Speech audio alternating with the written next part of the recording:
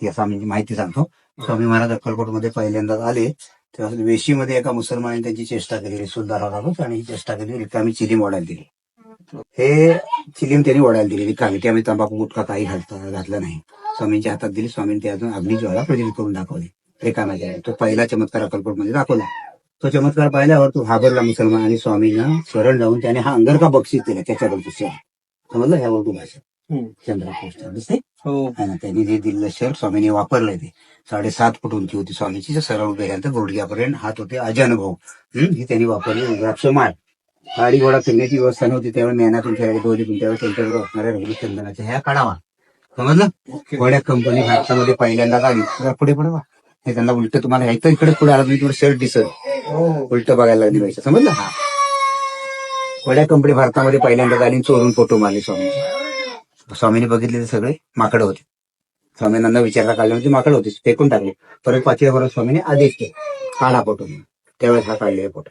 हा मालोजी राजे बसले अक्कलकोटचे राजे, त्यांच्या राजवाड्यात केले राजे. हे मोठ्या वृक्षावर बसलेले उभे आहेत. 7.5 फूट उंची, गुडघ्यापर्यंत हात. आजी अनुभव आहेत ना. हा चोळा पमारांच्या वाड्यामध्ये आहे. चोळा पमार आहे. त्यांचे जावई श्रीपाद भट्ट आहे. चिंतोपंत टोळ म्हणून सोलापूरचे भक्त आहेत. त्यांच्या घरामध्ये पानगावर हे झोपलेत बघा महाराज, स्वामी महाराज. ते असे 4 फोटो हे कोड्या कंपनी काढलेले मूळ फोटो. त्या बाहेरची विहीर आहे ना, 80 फूट खोल, त्यामध्ये कोरडी होती, लघुशंका केली, त्यामध्ये पाणी आले. ते नाशिकचं त्र्यंबकेश्वरचं कुशावर्त तीर्थ आहे. समजलं. 21 वर्ष स्वामी इथं समाधी घेण्याचं बाहेर देवळात गेलात ना. चोळापंथच्या वाड्यातला हा वनपूर हा मोठा वाडा आहे. 4-5 पिढ्या झाल्या, 6वी पिढी चालू आहे. मोठा वाडा आहे. त्या वाड्याचा वनपूर भाग फोडून त्याच्यामध्ये समाधी घेतली. त्यावेळेस पुढे आता 147 वर्ष झाली समाधीला. त्यापूर्वी समाधी घेण्यापूर्वी इथं वास्तव्य झाले स्वामी ह्या रूम मध्ये. ही अशी समाधी दिसते. आता ती वस्त्रालंकार सजवली. सकाळी 6 ते 10 वाजेपर्यंत ओपन असते. माऊलींची जशी समाधी आहे तशी समाधी आहे. वैरभद्र रूप अक्कलकोटमध्ये दाखवलं तेव्हा त्यांच्या हातामध्ये डमरू, त्रिशूल हे त्यांचं हवा घालायचं होतं. चामरचं हे आहे ना, तर हे मूळ आहे त्यांचं ओरिजिनल एकदम.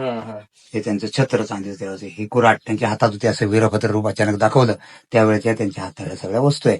समाधी घेतल्यापूर्वी 21 वर्ष इथे राहिले. असा प्रकार सगळा इतिहास आहे. चोळापा महाराजांची 5वी 6वी पिढी आता हे सगळं सांभाळ करते. वैयक्तिक मालमत्ता. समजलं.